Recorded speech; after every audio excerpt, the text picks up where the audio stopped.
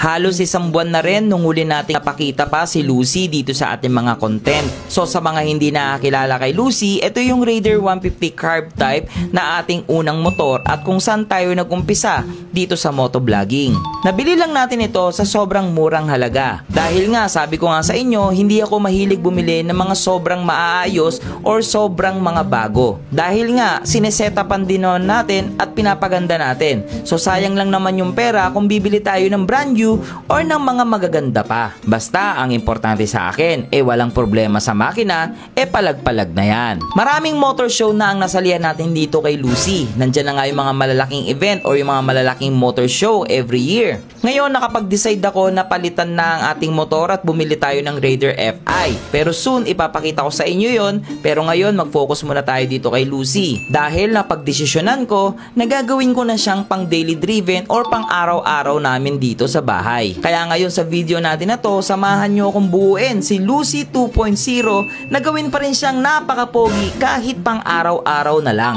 So ngayon mga ka-Lucifer natin, kailangan na natin galawin si Lucy dahil hindi ko rin matanggap na from pang show naging ganito ang itsura niya. Nagmukha siyang... Hindi tayo pwedeng ganyan.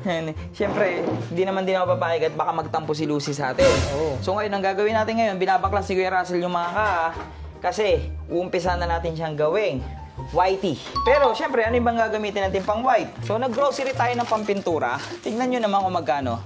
Tignan, baka sabihin nyo, sinungaling ako nakita mo magkano? 25,000. Pero, pang maramihan na yan. Samurai paint. Tapos, binigyan tayo ni Samurai Paint ng chart para daw, sabi kasi sa akin nung pumunta tayo doon, boss, para hindi ka natatagalan maghanap ng mga kulay na gusto mo. Ito na yung chart, binigyan ka na namin. Yan. So, ang gagawin nating kulay kay Lucy is, banatan natin ng silky white. Code niya yan. Para sa mga gustong sumunod doon sa mangyayari kalalabasan ni Lucy 2.0, white. After ng white, papatungan natin yan ng effects. 4D red. Yan yung code niya, 4D red. Ito yung masaklap. Naubusan, out of stock yung 2K01. Yung 2K01 na ganito, na top coat. Ito kasi makintab Pero okay lang naman. So 1 clear, 1K clear top coat gagamitin natin. Ilan to? 1, 2, 3, 4, 5, 6. 6 to top coat. So yun yung gagawin natin. So let's go! Excited na ako sa bagong magiging itsura ni Lucy 2.0 at gagawin natin siyang daily driven Malaysian concept. So ito yung isa sa pinakamahirap pagdating sa pagpipintura is yung pagliliha. Kailangan pa magliliha ka pulido. Ayun yung mga ibang parts nalihan na natin. So ito, sobrang daming issue na nakuha natin kaha. Parang kung ano-anong pintura yung ginamit nila. Pero okay lang. So balikan ko na lang kayo pag habang titira na tayo ng primer. Alam mo yung kalaban ni Batman doon sa Dark Knight? Yun sa 3.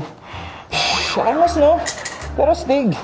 So first, by the way, titirahin na natin primer. Ito yung code sa mga gusto. Yan yung code. Okay, excited na ako sa kalalabasan. So ang gagawin lang natin dito, 2 to 3 coating lang, tapos patong na tayo ng color natin. Sa pagpipintura, ang technique lang dito ay kailangan mo na mahabang pasensya. Hindi mo po pwedeng madaliin. Dahil imbis na mapabilis ka, pwede kang mapahaba dahil tutulo yung pintura pag minamadali mo ang paggawa dito. Pero syempre, gusto ko munang pasalamatan ang Samurai Paint. Dahil ito talaga yung mga ginagamit nating pintura sa lahat ng mga binibuild nating motor. So ngayon, tuyo na yung ating primer. Pagod, ang init. So puti naman tayo ngayon. So ito yung code, 2/102, white. Let's go. Wala nang pahingaan to para isang pahinga lang tayo mamaya. Nakakangawit lang din siya kaka-spray.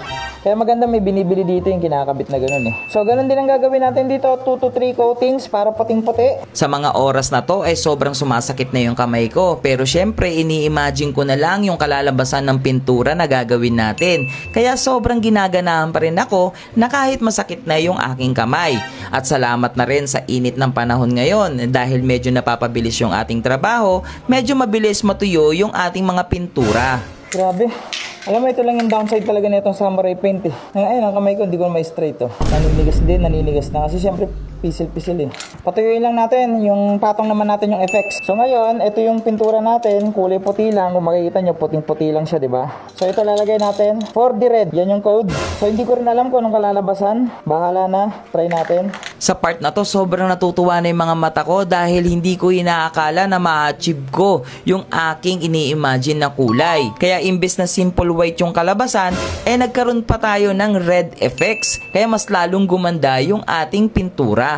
So ngayon, tignan natin. Ay, Gagsti, kita ba sa camera? Galing, Gagsti. Bilis lang, no? Oo, patong lang. Kahit isang coat lang siguro. Hindi mo kailangan ng maraming coating. Lagyan na natin lahat. Yan boy, ang ganda, di ba? Ganda na effects niya, no? Ayan, oh. So ngayon, gamit tayo ng clear top coat. So finishing na ito.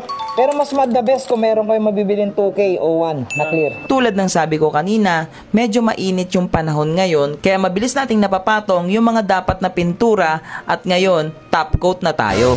White Ranger! Pang cosplay na yung boss ah. Pwede na pang cosplay yan ah. Bago ka, natuklap tuloy! Kasalanan mo yan. Ito ang pinakamalap na ginawa natin. Maapaka mo! Hindi Ah, saan nakita ng pinturang one-day process? Ah, one-day Tapos process, agad, boy. Pero perfect yan. Malinis siya, malinis. Perfect yan. Montage mo muna para makita nila.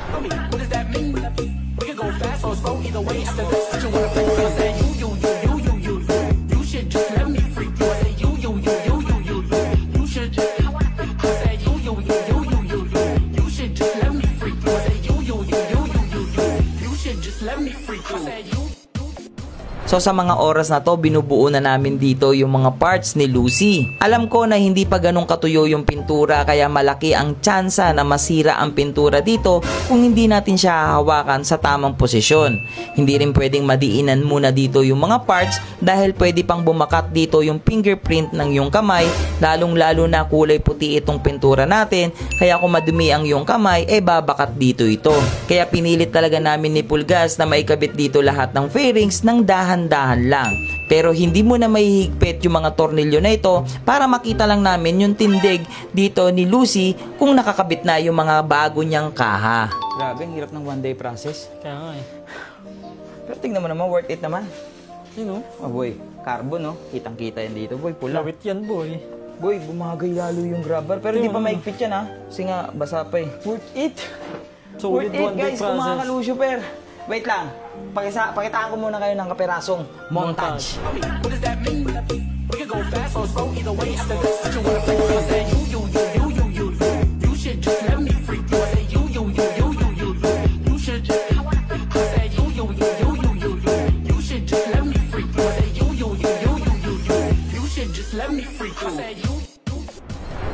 Boy mo! Kaya nga Worth eh. it yung one-day process. Kaya naman pala eh. For sure, galit na misis ko. Yun nga lang. Yun nga lang. Buong araw ako nasa motor. Ayun nga lang. Baka pakain sa akin yung motor.